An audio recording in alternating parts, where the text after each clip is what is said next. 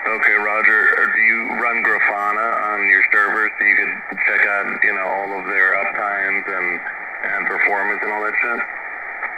Yeah, I mean, we've got so many servers we have to, and we've got all the alerting set up to go back to our, we're like a 7,000 employee company, for an ISP.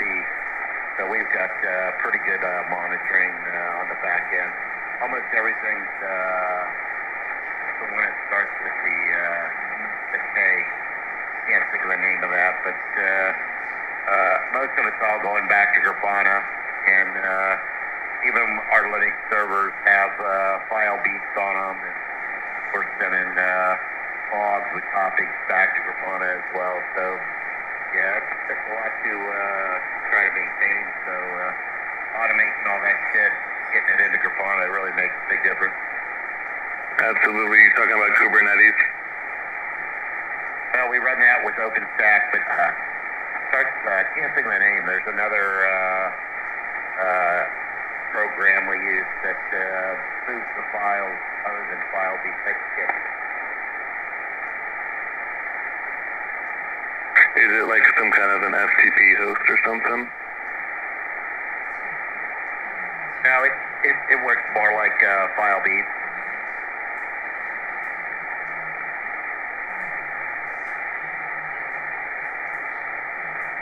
Interesting. You have Uptime Kuma, but that's kind of like a Grafana-esque kind of uptime thing.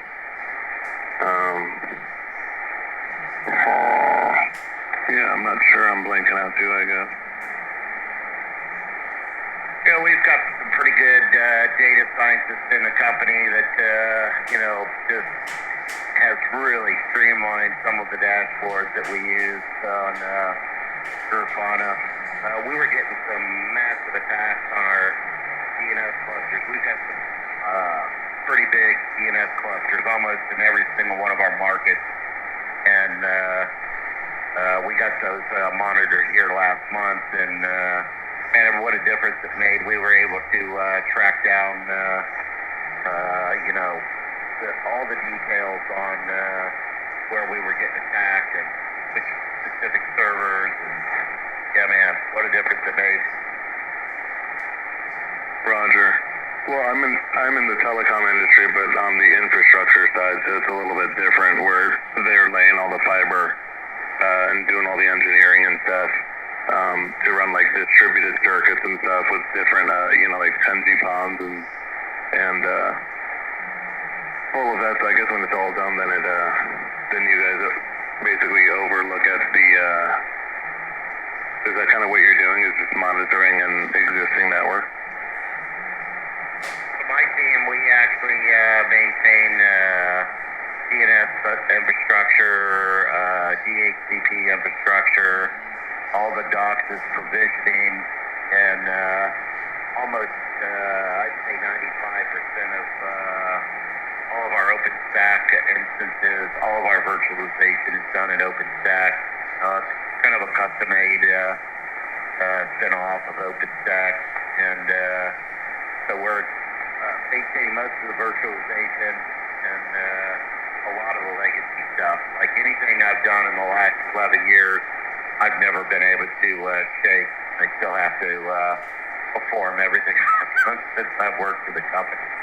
So that's how I end up still maintaining our Tampa data center network. I've never been able to shed that responsibility.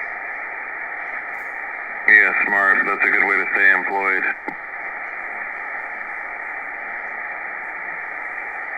I'm on my 11th year. I kind of like doing the data center networking, and kind of switches things up a little bit. Yeah, that's pretty cool. But at the house, are you running any, are you into AI automation stuff in the house, or not really? Just, I've got some projects that I've been working on the side, mainly building workflows to do certain tasks. But one of the programs I've been using is what's it called? N8N, and it's like a web-based workflow program that integrates into LLM. It's real easy to to start building your processes that way. Interesting. Okay. I mean, are you going to employ like a front end and stuff so you could have like, the more layman person and guests and your wife and everybody else? It's not like techie can, manipulate everything in the house. No, absolutely not. My wife would have no interest whatsoever. Dude, you gotta remember, I'm almost 60, so my wife's got no interest in that shit. She's an accountant. She's a bean counter. Oh, okay, Roger. Yeah, I mean, I guess my girl's really not interested. She's a nurse in it either, but she's got no choice.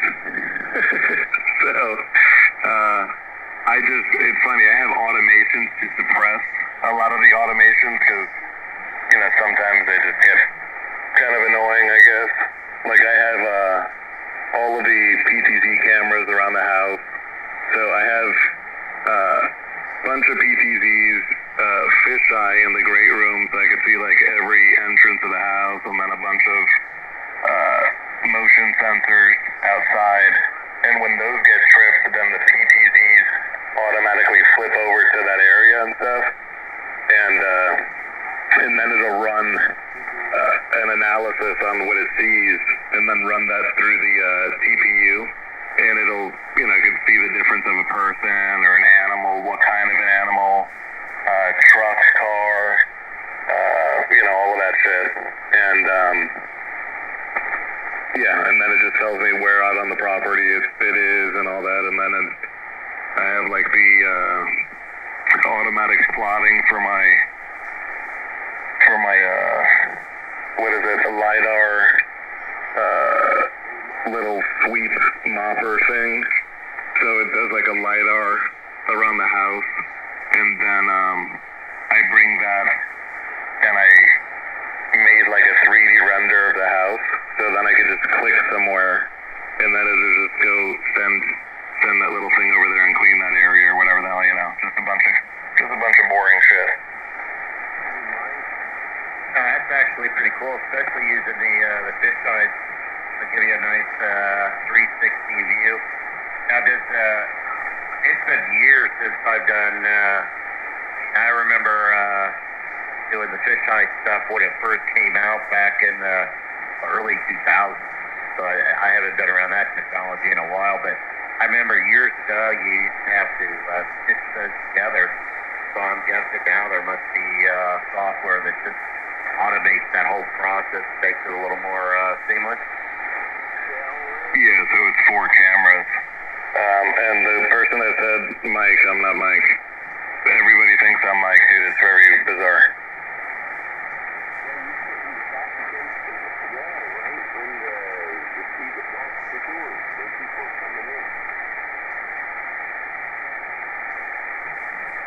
Did you get that, Jerry? Yeah, I turned my gain up a little bit so I could hear the background, but yeah, it's even simpler than that. If I think somebody's out in the yard or I see my lights come on, I just let the dogs out, let the dogs take care of it. Yeah, I'm too, I don't know, bro. I got so many damn guns in here. I can only imagine sending the dogs out to some savage piece of shit person, so I don't know. Both you time travelers are sounding really good at 4K. Just beautiful. Oh, much appreciated, brother. Too bad you can't be in this G club, the G2 club, man. We're missing out. We're missing you. Well, I'm taking some steps to rectify that problem. Does that mean you're getting a Hermes?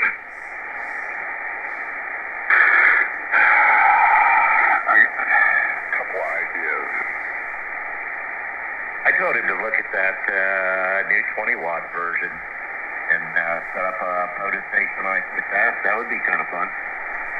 Oh, the antennae. Yeah.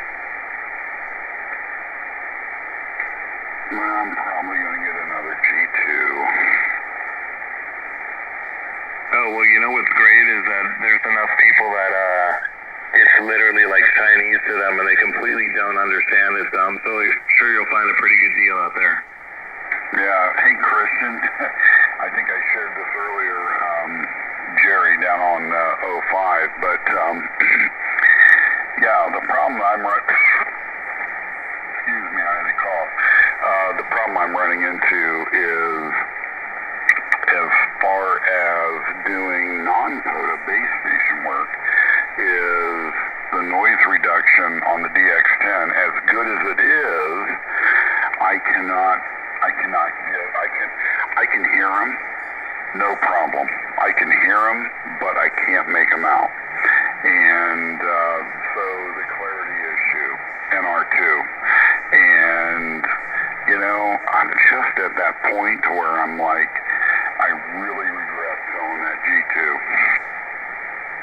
Yeah, you know, it's actually funny because a lot of people that I know that have sold them play that whole like, oh, you know, I think everybody does, right? You try to make it right in your brain and you're like, oh no, but, you know, it's just too much radio, you know, I could do the same. And then you always circle back to like, damn, no, I can't.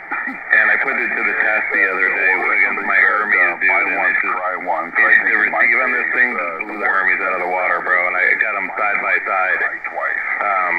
It's just, I don't know. I can't speak to all the technicalities and the, you know, hardware stuff.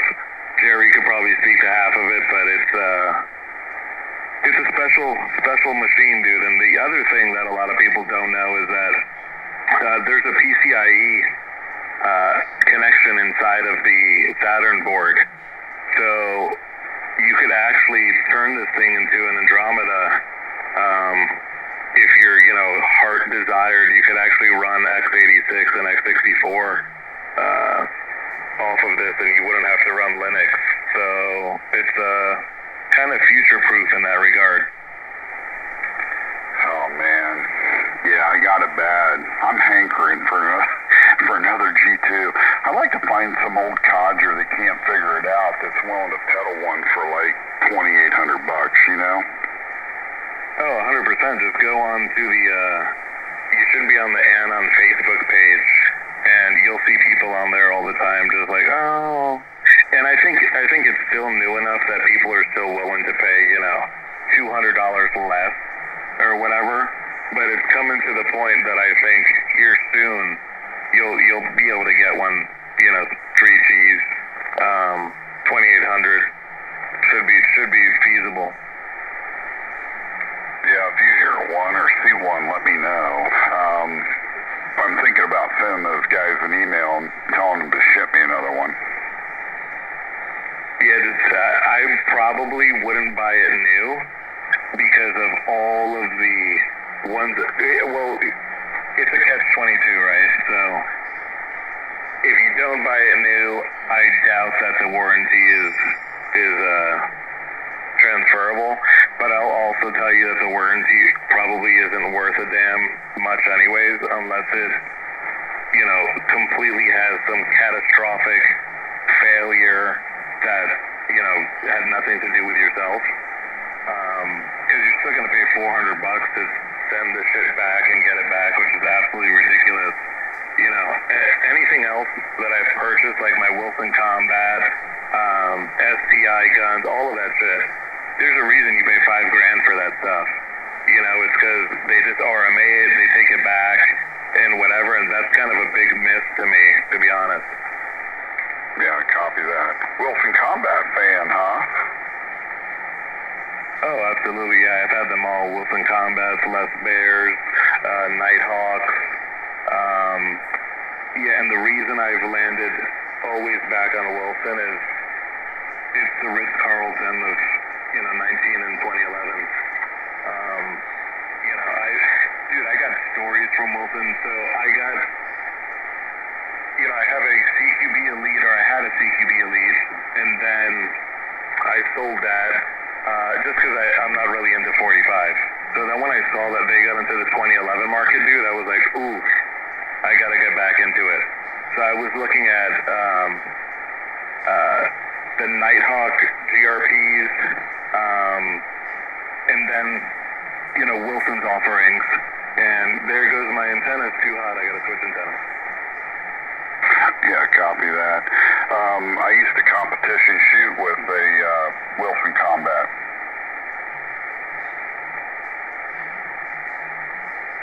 Yeah, just keep your eyes open. You're still on the Facebook group, aren't you? There, I think you're on the same. Because I saw you posted to that earlier this year, John.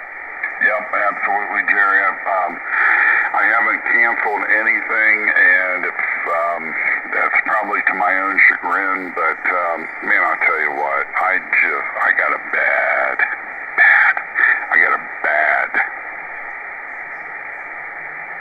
You took to that radio faster than most. I was really surprised at how fast, really, you just set that up. I mean, you look at some of the others that have struggled with that radio.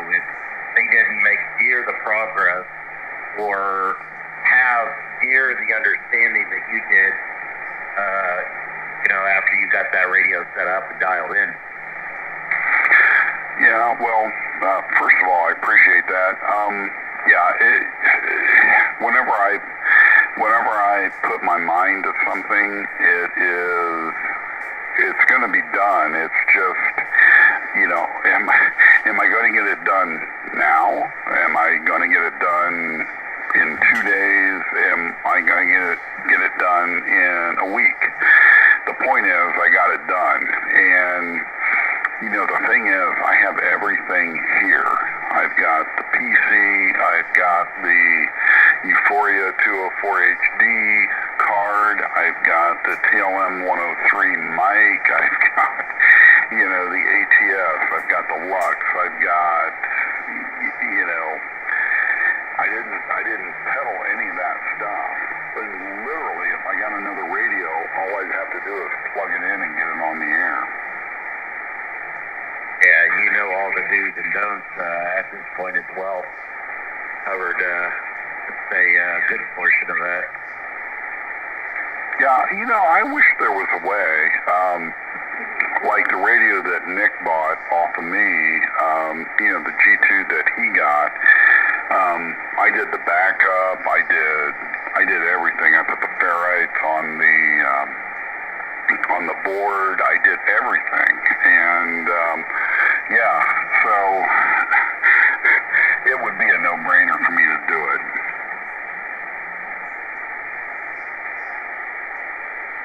I'm content. I still I don't think this entire year I've used my 101 for anything other than listening to my audio from this radio.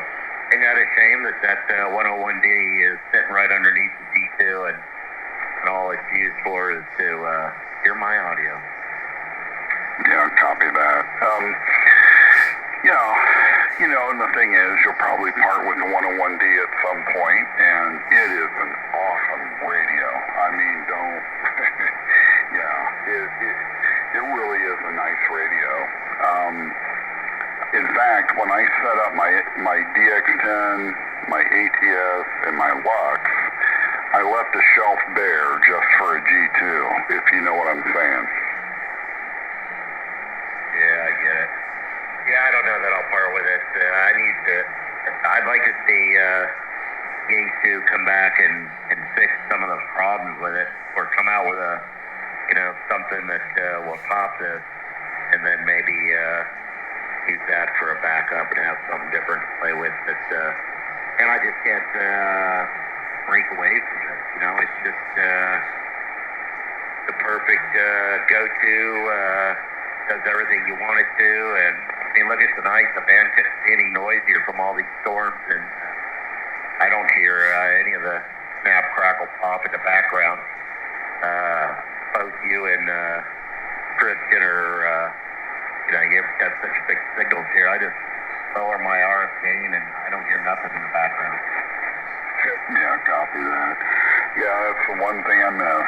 And I think, I don't know if you said it earlier or if Christian said it, it's like crack.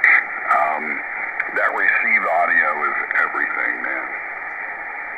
No, that was me, man. Buy once, cry once, and the receive audio on the Thetis software is absolutely fantastic. And look, the DX10 sounds great, but it's the receive audio, man. Not like both the receive and transmit. Yeah. I mean, transmit sounds good too. You can make it sound however you want, but the receive audio, I mean, I don't know. I've been trying to compare, because I don't have a DX10, I don't have a 101, and the DX10, the 101, and the 710 are on the top of the Sherwood list right now for receive audio, but I'm telling you, this is like a Ford Escort versus a Mercedes-Benz on the receive audio, man. Oh, yeah. I'm going to tell you why, because the guys at Sherwood, I'm sure they got some bone stock G2, and I just need to make the decision. nothing into any of the settings and just said, okay, this is what it does. I'm sorry, I think I doubled with Christian. Oh, I was just saying that I'm sure the guys at Sherwood got a G2, and they didn't set it all up the way that we are and really take advantage. You know, they probably didn't even use, if you run your noise reduction on like what is it, on gamma 0.5, you can only really pick up people that are like 5 worst. So you need to open that up too, and I'm sure that they just, I don't know, I don't buy it, because there's stuff that I could hear on this radio, dude, that, I'm not buying it. Yeah, but remember, 6 months ago, the G2 was on the top of the list. Maybe not even 6 months ago. And all of a sudden, Jesus paid the guy at Sherwood to make their radios at the top of the list, man. Yeah, I'm sure, or they sent them some Yaesu demo that, you know, the Yaesu engineer put his blood, sweat, tear, heart and soul tuned up on, like, you know, on the next level, and probably put different pots and filters and a bunch of shit in it and sent that to them. Yeah. All right, guys, I gotta get out of here. It's 73s. I'm gonna go have my spotted sub and it's a sec. That's a little 4K audio for you. I'm sure it sucks. Whatever. It doesn't matter. But all right, guys, 73s. I'm turning it off. And dude, you guys are blasting the DX10, the 2G2s. Really, you know, the transmit audio quality between the two, I don't see the difference. But, the receive audio, and that's what I was telling John earlier, was the receive audio. You get a little taste of this receive audio on Thetis with a G2, or even if you're running a Hermes, it's next level. Yeah, copy that. For sure. And without question.